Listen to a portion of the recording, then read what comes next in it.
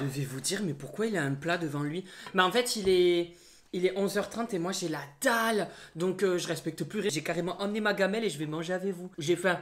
Donc je mange. J'ai commencé à lire vos problèmes que vous posez à Dr Love. Oh mon dieu. Franchement, ça me fait de la peine. Je me dis, c'est pas possible de pas être respecté comme ça. Et les trois quarts qui m'envoient des messages, c'est des meufs qui sont pas respectées par des hommes. Hein. C'est pas l'inverse. Hein. Franchement, les hommes, il y a des remises en question à faire là. J'ai fait le pesto. C'est moi-même qui ai fait le pesto, s'il vous plaît. Avec des pâtes, un peu de salade, des tomates séchées. Le monde part en couille. Hein. Non, mais je me mets à cuisiner maintenant. Mais j'adore. Et comment vous allez, vous? Ça va? Le soleil brille, les oiseaux chantent. Nous, ça y est. Regardez, non mais s'il vous plaît. Attendez, je vais quand même vous montrer parce que c'est jour de fête. Hein. Je sais pas. Moi, ça fait tellement longtemps que je l'ai pas vu, je sais même plus ce que c'était dans le ciel. Il fait beau. Le soleil, il est là. Il est là, le soleil. Merci. Ben, tu peux rentrer, hein. Allez, pousse. Allez, tu peux y arriver, Pamela, on voit ton ombre, là. Oui, c'est bien.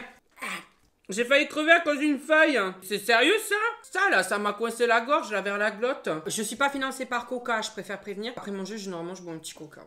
Vous l'attendez hein, cet épisode Dr Love, hein, parce que j'ai de bons conseils. Non mais, vous écoutez un mec qui n'a jamais connu l'amour quand même.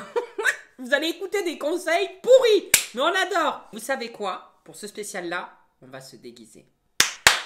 Bonjour, je suis l'ange Cupéfion. Cupéfion, il vous aidera à en avoir une dans le fion. Bon, on arrête, je vais tout casser là. Oh là là là là, j'adore Dr Love. Vraiment, j'adore vous aider à trouver des solutions. Alors que moi-même, ma vie sentimentale, c'est l'iceberg dans Titanic. Moi, si j'étais une personne dans le Titanic, en fait, je serais pas une personne, je serais le bateau. Je suis celui qui me prend constamment l'iceberg. J'essaye de dévier l'iceberg, mais je me le prends quand même. Vous avez vu, j'ai de belles ailes, hein. Je risque pas de m'envoler avec le poids que je fais, hein, vu les ailes en plastoc. Mais bon, on va faire croire que je viens du ciel, ok? Where has she been, Serena? And who I am? That's a secret I'm never tell. You know you love me, XOXO, no tono. Bundi à mes petites gousses d'ail, j'espère que vous allez bien. Aujourd'hui, nous nous retrouvons pour une vidéo tant attendue, Dr Love. Je suis Cupéfion et je vais vous aider à qui vous la mettre dans le fion. Ou alors, je vais vous faire sortir des relations où ça pue l'oignon. Allez, c'est parti! Qui est là? Qui est là? Tu pouvais pas dire que c'était toi, tu commençais à me faire flipper, je me demandais qui c'était qu'il y avait derrière la porte. Coucou, Dr Love. J'adore quand vous m'appelez docteur. J'ai vraiment l'impression d'être Dr Bailey. Alors je commence, vu que j'ai beaucoup de chance, je suis ressortie cette année avec mon ex. Déjà là, ça va pas du tout ma chérie. On ravale pas si on vomit. Si t'as vomi, c'est parce que c'était pas bon. Je suis ressortie cette année avec mon ex qui m'avait déjà trompé 3 fois. Oh non, mais là, ça va pas du tout même. Et cette année, il m'a juste dit, je peux avoir n'importe quelle fille, je m'en fous de toi. Du coup, je l'ai quitté. C'est bien! Ça, c'est une réaction. Mais il fallait le quitter depuis Mathusalem. Mais il a dit à tout le monde que je l'avais quitté parce que je m'en foutais de lui. Bon, c'est pas le pire. Le pire, c'est que je suis sortie avec un autre mec quelques semaines après et il m'a annoncé qu'il voyait que je tenais pas assez à lui alors que je lui envoyais des messages tous les jours. Bref, les mecs, c'est des connards. Espérons que je trouve une fille gentille. Ah, moi aussi, j'hésite. Moi, je me demande si je vais pas finir par aller du côté des filles. C'est juste que ça barre de mou quand je pense aux filles. Mais franchement, je me dis, je m'entends tellement bien avec elles. On est sur la même longueur d'onde, quoi. On est dans le même micro-ondes. Alors qu'avec les mecs, moi, je suis au réfrigérateur, eux, ils sont au congélateur, tu vois. Il y a vraiment une ligne de température qui est différente. Après, je peux pas avoir de jugement, hein. Je vais en avoir quand même. On n'est pas là pour trier les lentilles. Si le deuxième mec que t'as eu, il te dit je sens que tu tiens pas à moi et tout, c'est pour une raison. Réfléchis. Est-ce que t'es pas encore sur ton ex? Là, il faut arrêter. Hein. Là, tu remues, mais tu remues la merde. À force de remuer de la merde, bah c'est toujours de la merde. Ça change pas. Voilà, ça c'est un bon conseil que je donne. Vraiment, je donne des conseils de merde. Hein. Moi, je suis psychologue, il ressort en dépression de ma séance. Ton ex, tu reviens avec, il t'a trompé 3 fois. Lui, ça dégage. Mais alors, ça dégage dans la benne à ordures et basta des œils, au revoir. Hein. Moi, je pense que... Quoi, je touche les cheveux comme si c'était les miens. Je suis sortie avec un autre mec quelques semaines après. Quelques semaines après, c'est trop court, ma chérie. Non, t'as pas le temps de faire le deuil et tout. Hein. Là, c'est un pansement. Hein. Tu sais, les pansements, ça tient, ça te permet de moins avoir mal et de guérir. À un moment donné, on finit par l'enlever, le pansement. Bah, t'es décédée, toi, Pamela? Bah, je sais pas, t'es allongée avec tes raies de morte. On dirait une vache en pleine canicule qui est en train de canner, là. Coucou, Nolito. Je ne sais pas si tu vas me lire, mais voilà mon plus gros problème sentimental à ce jour. Ça fait 3 ans que j'étais mariée. On traversait une mauvaise passe, mais on s'était promis de faire des efforts. Une nuit, je me tourne dans notre lit. J'arrivais pas à dormir. Je tombe sur le portable de mon mari. Il ne le laissait jamais sans surveillance. Alors moi, je suis pas du tout partisan de aller fouiller et tout. Mais si le mec cache tout le temps son portable, retourne tout le temps son portable comme ça... C'est bizarre, hein. Je dis pas qu'il faut aller fouiller, hein. Moi je le ferai, mais c'est pas bon de pas avoir confiance. Mais si la personne est tout le temps en train de cacher son portable, toujours avec lui, jamais il peut le poser sur le comptoir 10 minutes. C'est bizarre, hein. Je dis ça, je dis rien. En voulant le prendre pour le poser sur la table de nuit, je vois des notifications sur l'appli Appen. Voilà. Sachant que si une copine m'avait pas dit qu'elle était sur cette appli, j'aurais jamais su ce que c'était et j'aurais sûrement pas fouillé. Là, je comprends. Moi, là, par contre, je fouille pas, mais je vois des notifs happen. Je vais me taire. Je vais me taire parce que je vais avoir la gendarmerie qui va venir à la maison. Bref, je fouille et je vois qu'il discute avec des filles, des femmes, de parfois le double de notre âge, à qui il dit qu'on est déjà séparés. Bâtard, je dors à côté de toi. Et que c'était dur de vivre avec moi. Alors que sans me vanter, j'ai énormément fait pour lui. Je ne l'ai pas réveillé. 2 jours après, il est rentré du travail, j'avais déménagé toutes mes affaires. J'aurais fait la même chose. Oh, en fait, franchement, j'ai changé en l'espace d'1 an. J'ai tellement essuyé de défaites sentimentales. Mais quand je vous dis des défaites, c'était vraiment dès le début, en fait, j'étais mal. En fait, je me suis rendu compte que je m'énervais, j'engueulais, j'étais là, t'es qu'un connard, enfin franchement tu te fous de ma gueule. Et en fait, tu te rends compte que t'as beau gueuler contre la personne, mais tu lui apportes d'une, la satisfaction de lui donner encore de l'importance, et de 2, tu t'énerves, mais t'auras beau lui dire les 4 vérités, c'est pas pourtant qu'il va changer. La personne, elle est conne, elle reste conne. Un canard est un canard, il reste un canard. Ben les connards c'est pareil, ça restera des connards, voilà. Et maintenant, ce que je fais, c'est que le silence est le plus grand des mépris. Malheureusement, j'ai eu beau gueuler, beau donner des chances et tout, ça marche pas. Et maintenant, en fait, je la joue très calme. C'est terminé. Soit je dis à la personne, c'est terminé, et c'est vraiment terminé, mais très calmement,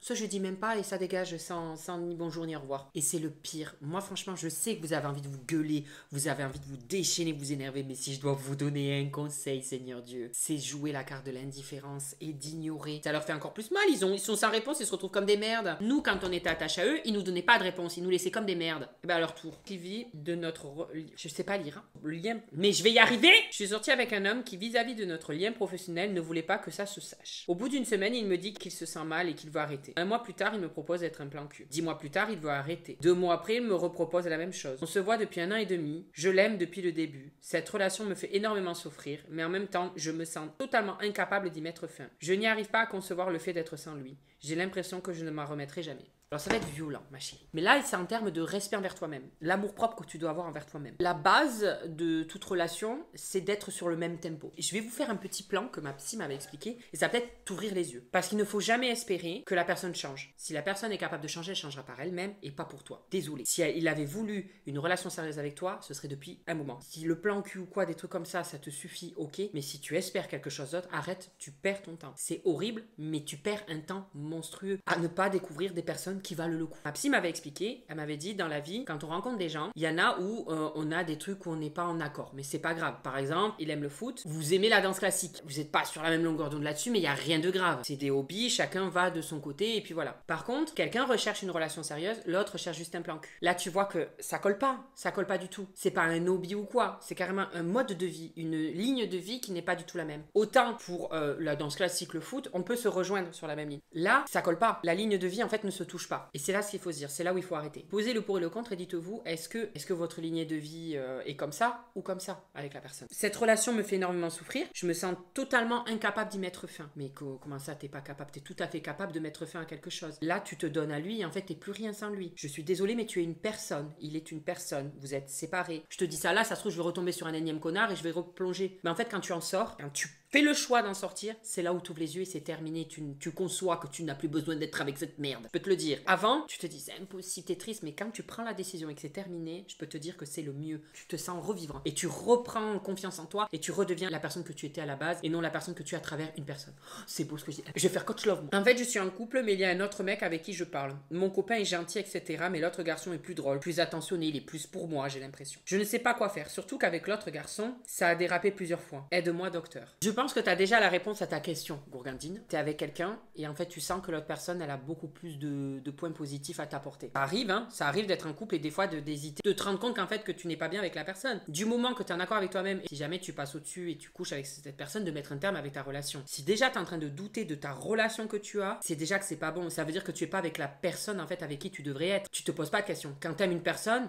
il y a une autre personne qui vient dans ta vie, tu la fais pas rentrer, tu te poses pas de questions, tu te dis pas oh je serais peut-être mieux avec. Si tu te poses des questions, c'est que tu n'es pas heureuse en fait. Tu sais, c'est une amie qui m'avait dit quand il y a un doute, il y a pas de doute. Ben pour moi, c'est très dur d'en parler, mais c'est pas grave. C'est anonyme, je suis là pour juger personne. Oh mon Dieu, quand vous verrez mon livre 2 sur les hommes, vous allez voir. Hein. En décembre, je suis sortie avec une fille et 1h30 après, elle me dit que c'est fini entre nous parce qu'elle préférait son ex en amour. Et ben ça m'a blessée. J'arrivais pas à passer à autre chose et puis c'est très dur pour moi à l'accepter. Ma chérie, si au bout d'1h30 t'es dans cet état-là, t'es t'es pas prête, ma chérie, hein. T'as été en couple moins longtemps que la durée d'un film. Trêve de plaisanterie, je comprends, c'est les premières amourettes et tout. Moi, j'avais une amie, je me rappelle. Le mec, il avait été en couple avec elle devant moi, il s'était mis en couple. Mais genre, pareil, 1 heure après, il avait dit non, mais finalement non. Oh, elle était dans un état, elle voulait se jeter en dessous d'une voiture. Si tu passes par là, je sais pas si tu te souviens, mais c'était fraîchement ridicule, hein. La meuf, elle me disait, moi, je veux plus vivre. Je me dis, mais elle est con ou quoi? Il y a 1 heure, elle était même pas encore avec. Mais bon, je juge pas. C'est les premières amourettes et tout. J'ai réussi à m'attacher à pleurer pour des mecs avec qui j'étais même pas encore en couple. Donc bon, je vais fermer ma gueule. Coucou No. Ça fait maintenant 3 mois que je discute avec un gars sur Omegle. Omegle, c'est un peu comme Chatroulette, c'est un système de caméra là où tu parles avec des gens. On rencontre l'amour là-dessus. Et genre des fois t'avais des mecs qui se touchaient le zizipote comme ça devant la caméra. Ah, c'était dégueulasse. Je discute avec un gars sur Omegle depuis une soirée, un peu arrosée. Au début c'était sympa, sauf que je me suis rendu compte que je l'aimais bien et que ça serait bien qu'on se voit en vrai. Malheureusement, monsieur habite à Toulon et il faut que ce soit moi qui vienne. Et si on se voit, ça va partir en couille car il ne veut pas quelque chose de sérieux. Mais moi si. Peux-tu me conseiller s'il te plaît? Mais c'est la même chose que tout à l'heure. Il veut pas de sérieux, tu veux du sérieux. Si tu veux du sérieux, tu n'espères pas avec lui, tu vas chercher quelqu'un qui cherche du sérieux. Ça peut arriver qu'il veuille finalement du sérieux. Mais bon, ne perds pas ton temps. Ma chérie, j'ai 28 ans, j'ai perdu un temps monstrueux avec des gens comme ça. J'ai trompé ma copine avec sa sœur, mais quand elle l'a su, elle a demandé de faire un plan à 3. C'est famille de poil là-dedans. Petit trompe sa copine avec la sœur de sa copine et la réaction de sa copine c'est bon, on n'a qu'à faire un plan à 3 tous ensemble en fait. On s'emboîte comme des dominos. Allez, let's go, au taquetali dada. Alors je suis gay et dans ma classe il y a un mec avec qui je m'entends assez bien et pour qui j'ai un crush, mais je sais pas s'il est gay et j'ai peur de lui avouer mes sentiments parce que je ne veux pas foutre en l'air notre amitié si ça se passe mal et je sais pas quoi faire. Là c'est compliqué parce que bon, on sait pas s'il est gay ou pas, donc partant de là, bon, on peut pas savoir. Le problème c'est que moi je peux pas te dire vas-y dis-lui ou ne lui dis pas. En fait, il faudrait que tu pèses le pour et le contre de toute cette histoire. Est-ce que tu veux le garder en ami? Est-ce que tu te sens capable de le garder juste en ami? T'as vraiment des sentiments La première question que tu dois te poser, c'est est-ce que tu arriveras à rester ami avec lui uniquement? Est-ce que tu te vois dans 5 ans être encore juste ami avec lui? Si tu as vraiment trop de sentiments, tu n'arrives pas à le voir autre chose que plus que de l'amitié, ben tu lui en parles, au risque que ça pète et tout, mais au moins tu auras fait les choses. Moi, ce que j'ai peur, c'est que tu t'attaches à lui, que tu dises rien et que pendant des années, tu te bloques à d'autres relations qui pourraient être belles autour de toi. Donc ne perds pas ton temps. Je suis seule depuis mes 36 ans, alors tu vois, désespère pas. J'ai 2 filles et 7 petits-enfants et 2 arrière-petites-filles. Bisous, bisous de Reims. Je trouve ce message très beau. Depuis ses 36 ans, elle est seule. Ça lui a pas empêché d'avoir une vie heureuse. Et cette personne, si elle me dit ça, je pense que c'est aussi pour dire qu'en fait, on peut être très heureux sans personne. Et qu'il n'y a aucune honte de n'avoir personne dans sa vie. Je sais que la société fait en sorte qu'on voit que des pubs avec des familles, des enfants, des mariages. Ça devient stressant. Oh là là, on arrive à la trentaine, il faut être marié, il faut avoir des enfants. C'est bon, pour arrêter de se mettre des stress en plus. Il faudrait juste se dire qu'est-ce qu'on veut nous. Et franchement, aujourd'hui, je suis putain de sérieux. C'est quoi cette vidéo Dr Love, hein? Ma petite histoire à moi, c'est que j'étais en couple depuis 2 ans. Et mon copain m'a trompé, mais n'a pas assumé. Sauf qu'il a chopé une IST. Eh ben voyons. Et m'a rien dit. Sauf qu'il me l'a refilé. Et ça fait 1 an que je suis malade. Super. J'ai envie de les taper. Oh, ah mon Dieu. Heureusement que j'ai pas le marteau de la justice. Là aussi, j'aurais mes ablations des couilles, mais un bon paquet. Dernièrement, la vérité a éclaté. Pendant un énième rendez-vous à l'hôpital, je lui ai dit que je savais tout. Il a rejeté la faute sur moi, mort de rire. Il a commencé à être grave méchant et s'éloigner de moi. Au bout de 2 semaines après avoir connu la vérité, il m'a largué par texto en me disant que je suis un monstre. Attends, le mec, il t'a refilé une EST, il te fait porter le chapeau. Mais les mecs, Yana, c'est des lâches. Hein. Ah, Seigneur. Moi, je viserai pas le cœur, hein. Je viserai le rectum, hein. Je leur percerai l'anus. Vraiment, je leur percerai l'anus. Je vais me calmer parce que je vais avoir le GIGN qui va venir me chercher, là. Il va y avoir une descente. Non, mais vous savez, il y a des mecs qui sont très forts à vous faire retourner le cerveau. Hein. Regardez le film Mon Roi avec Vincent Cassel, ça fait réfléchir. Et t'as des femmes ou des hommes qui sont des fois plus fragiles à un certain moment de leur vie, qui en fait, on les descend plus bas que terre, et en fait, ils pensent que c'est eux qui sont en tort. Ils pensent que c'est eux les fautifs, alors que pas du tout. Ah, putain. Ah, je commettrais des meurtres, moi. Ah ouais. Des fois, je m'imagine des trucs. J'imagine prendre un tracteur et les écraser avec les grosses roues du tracteur. Ça part loin, hein. En fait, j'ai tellement de problèmes sentimentaux, je sais même pas par où commencer. Un conseil, ne sortez jamais avec un verso. Bisous. Bébé, si tu passes par là, va te faire foutre. Bisous. Ben voilà, elle te dit va te faire foutre. Eh ben tu sais quoi, je la soutiens. Va te faire foutre. Ça fait du bien.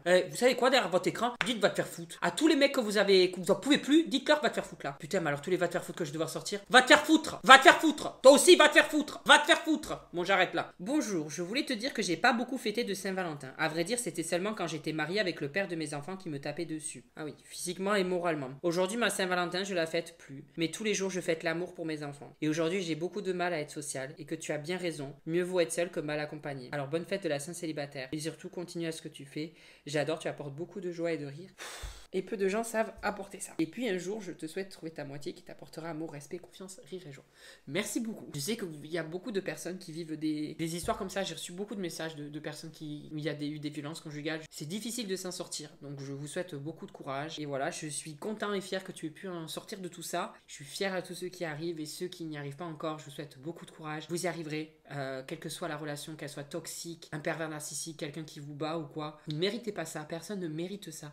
Retrouvez l'amour et la confiance que vous vous devez. Je suis sortie avec un mec pendant un mois. Au final, la fois où on s'est retrouvés à poil dans son lit tous les deux, au moment de déchirer l'emballage de la capote, se protéger c'est important, c'est bien de le dire, rappelle-le. Il m'a lâché. En fait, je pense pas que ce soit une bonne idée. En plus, il faut que j'appelle mes grands-parents. Ils sont cons, franchement, les mecs. Ils réfléchissent pas. Le mec, il veut plus baiser, lui dit en fait, je pense que c'est pas une bonne idée, il faut que j'appelle mes grands-parents. Moi, franchement, le mec, il me sort ça, je pense que je serais là. Une blague. Une blague. Allez, dégage-moi ça de ta vie. Coucou No, j'adore ce que tu fais. Bon, mon histoire est courte et improbable. Il y a 2 ans environ, je suis sortie avec un gars qui m'a largué pour mes pieds. Car je cite, il n'était pas amoureux de moi, mais de mes pieds. Quoi? J'en ai marre, je suis fatiguée. Franchement, des fois, je me dis, quand il m'arrive des trucs sentimentaux, je me dis, ça peut pas être pire, ça peut pas être plus chelou. Mais en fait, c'est toujours plus chelou. Le mec, il a largué parce qu'il était amoureux de ses pieds. Mais on va où, là? Ah, t'as quitté ton mec? Pourquoi? Qu'est-ce qui s'est passé? Mais il était amoureux de mes pieds. Il était amoureux de mes panards, en fait. Mon compagnon de l'époque et père de ma fille me demande un mariage à Noël. Oh non, j'avais déjà eu une histoire comme ça. Tu vas pas me dire qu'au final, il t'a quitté après. Il y a pas eu de mariage. J'ai eu ça comme histoire. Je me rappelle, le mec, il lui avait demandé un mariage le jour de Noël. Le lendemain, il s'était barré. Il me demande un mariage à Noël devant ma famille. Puis 2 ans après, tout est organisé. Faire part, envoyer, robe, traiteur, fleurs, lieu de ouf. Pour me quitter 6 semaines avant le mariage par SMS. Et n'est jamais rentré. Un lâche, qu'il aurait pu te le dire. Hein. Après, bon, il t'aime plus. Bon, d'un côté, heureusement qu'il s'est pas marié avec toi. Si finalement il t'aimait plus, il y avait plus d'atomes crochus, ça servait à rien de vous marier. À part vous déchirer pour le divorce. Bon, après, c'est très changeant, les mecs. C'est comme la météo, Seigneur.